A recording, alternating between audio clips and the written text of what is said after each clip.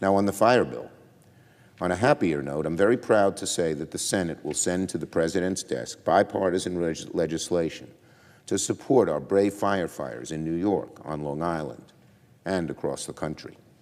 Our firefighters are heroes, whether it's New York's bravest at the FDNY or the smaller volunteer departments protecting suburban communities in Long Island and in Westchester, or protecting rural communities throughout upstate New York. Our firefighters represent the best of our community. They rush to danger every day to protect us, putting all else aside to help those in need. Now it's time for the Senate to be there for our firefighters. The Fire Grants and Safety Act reauthorizes a series of important grants that help keep our fire departments up to speed with federal dollars. I was proud to help create these grants years back, and I've long supported this legislation to protect our firefighters, to have the support they need. The federal funding in these grants goes directly to making sure that they have the life-saving equipment and personnel they need to do their job safely and effectively.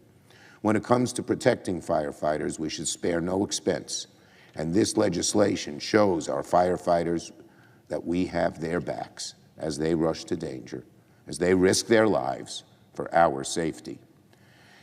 This is especially true in smaller, more rural areas and in more suburban areas, where there's often not enough revenue to afford more resources. Our volunteer firefighters, brave, they volunteer, they don't get paid, but they need the best equipment just like all the other firefighters, and this grant makes sure that that happens in many places.